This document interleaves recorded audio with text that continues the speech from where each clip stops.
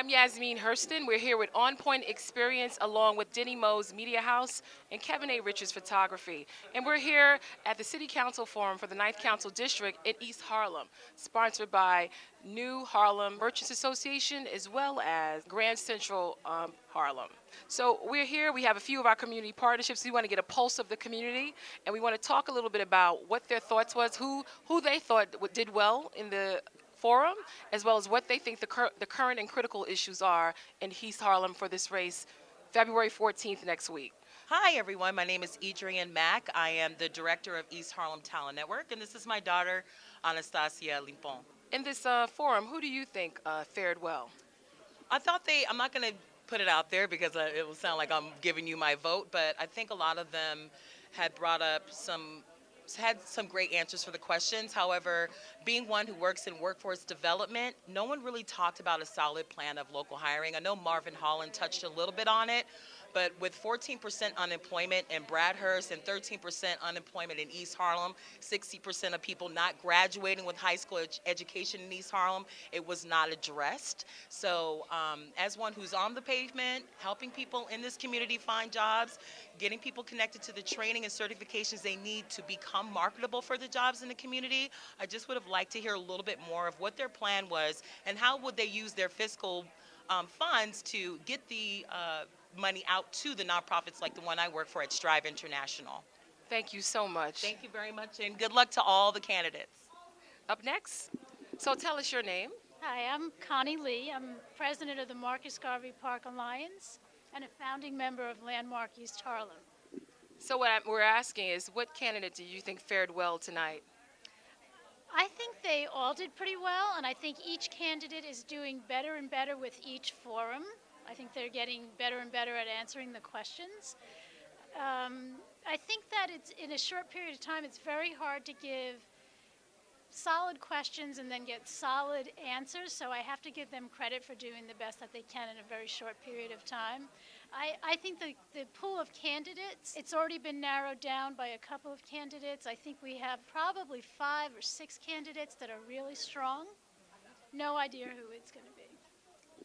And that being said, what issues do you think are relevant for this race?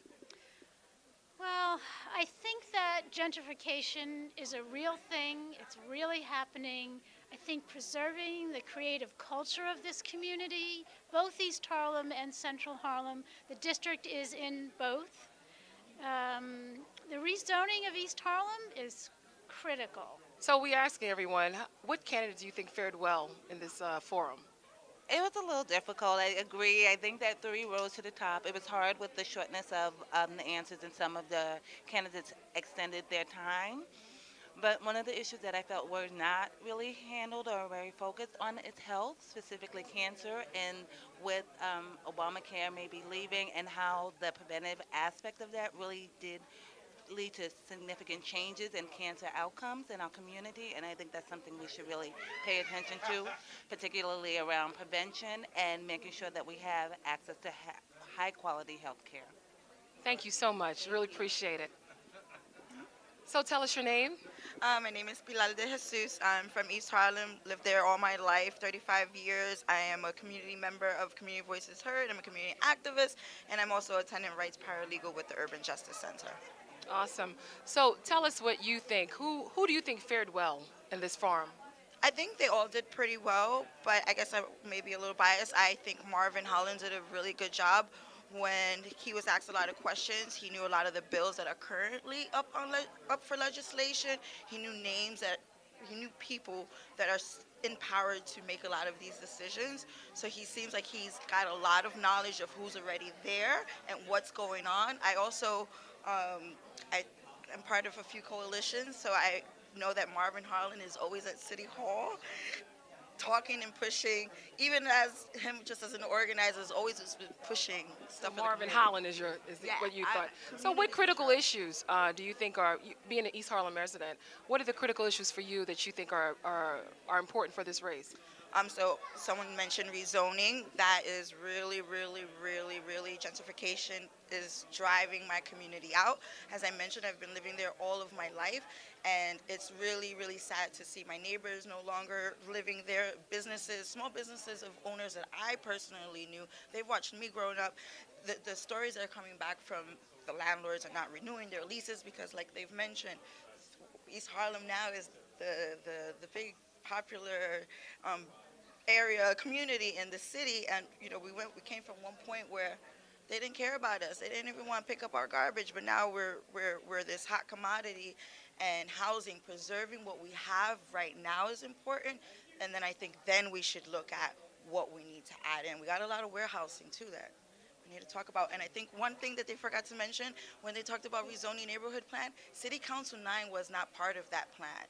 So a lot of the folks who live in District 9 did not get their voices heard in that plan. Thank you, Pilar. Thank you. I am the district leader for Central Harlem. I support the Frederick-Samuel Democratic Club. And so we're asking everybody, who do you think fared well at this forum? Larry Scott Blackman, for sure. Why is that? I think, I keep asking those one question. Just give me one question. I really feel Larry did well this evening because as I sat there, I wrote down each question, and I did a survey myself. I wanted to see were the candidates answering the questions, whether they are elaborating or they asking a question. And I thought Larry Scott Blackman answered every question that was presented to him, and also he was able to speak to policy. So I'm going to say Larry Scott Blackman and the Frederick-Samuel Democratic Club, along with Keith L. Wright, we support him and has endorsed Larry Scott. I'm sorry. Okay. And so as a district leader and representing some of Harlem's political establishments, what are the key issues that are driving this race that you think? Well, the norm will always be affordable housing, one. It would be, one, preserving our heritage, education, for sure, and those are the few that I can think of right now.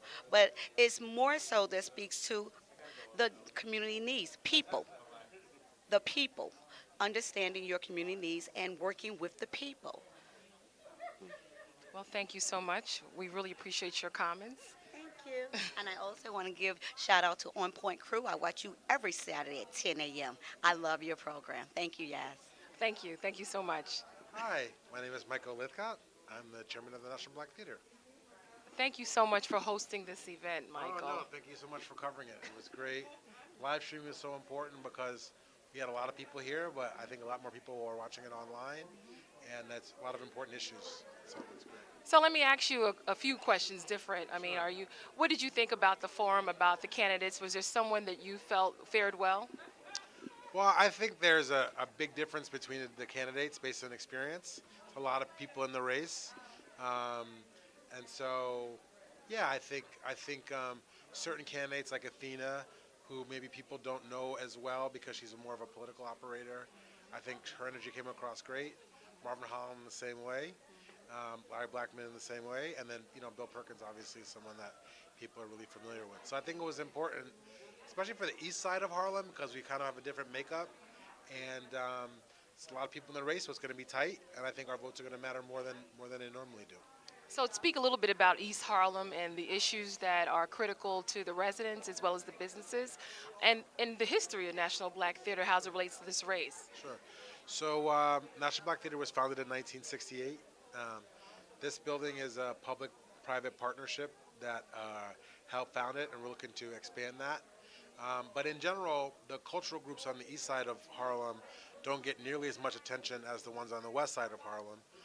We're in the Harlem Bid District, which is the Business Improvement District, but we're the last building in Harlem that goes east that's in that district. So we luckily get lumped in a lot of times with the Apollo and Studio Museum and some of the international names that people know about. But there are a lot of great organizations on the east side of Harlem, and just due to the way the politics work, they haven't got as much resources over the years, and so they don't, it's hard for them to compete. And we don't want to make that worse. We want to make that better. So we want to keep bringing resources to the east side. So you're doing such a good job, and I know that you are living the legacy. What do you think your mother would say right now about what's going on in this race? Um, my mom would be at the forefront of what is important for the people that lived here and were committed to it, and then make sure that we have reciprocity. And that was her main thing, reciprocity and ownership. And I think the spirit of that was here with all the candidates. I think people generally respect and understand that the people that are here that made the community what it is deserve and expect a right to thrive, not just survive in this environment. So she'd be right out front screaming and yelling, making sure everyone was accountable, and letting them know that they're not, the people are watching. Thank you so much, Michael. Thank you so much Absolutely, for coming and covering absolutely. everything. You're awesome. Okay. Thank you. Hi, what's your name? I'm Ryan Baxter. And you're from? I'm the founder of PASSNYC, promoting access to specialized schools in New York City. Great. So, Ryan, what we're doing, we're asking folks, how did they feel that the candidates fared? Is there a best candidate you saw in this forum? I don't want to say there's a best one, but I was very pleased with the responses we got. Great. And given that you are very active in this community, what issues do you think are driving this race and for this campaign next week? Education is top of my list. It's crucial to our work at PASSNYC, and I hope to hear more from each candidate on how they're going to help improve educational access and achievement throughout the community. If you had one wish to address in education, what would that wish be? If I had one wish to help address issues in education, it would be to make parents care about other people's kids. Put simply, if many of our fellow New Yorkers cared more about the children in this community, we wouldn't have many of the issues we have. But got to get folks to care about other people's kids. First step. So, what's your name? Randy Rogers, and I am with NHEMA, New Harlem East Merchants Association, one of the organizers, and I'm also a co-owner of Sisters Cuisine, a Caribbean and soul food restaurant that's been in Harlem for 22 years now. So you were the moderator, and you had an opportunity to ask all the questions and everything. How do you think the forum went overall? And I'm not going to ask you to say who fared well, but how do you think the candidates did? I think all the candidates did pretty well. Obviously, we would have liked to have every single candidate on the ballot there, but we had the vast majority, and I think that they answered fairly succinctly and directly, and that's all we could hope for. Obviously, more time would have allotted more questions, but you got to give and a take always. As a board member of NHEMA, how do you think that the issues that are discussed tonight will address the campaign moving forward and afterwards? Well, I thought that this was one of the first times where we really got to focus on East Harlem, which NHEMA, New Harlem East Merchants Association, and we also got to address a lot of the small business concerns that haven't been addressed in other forums yet.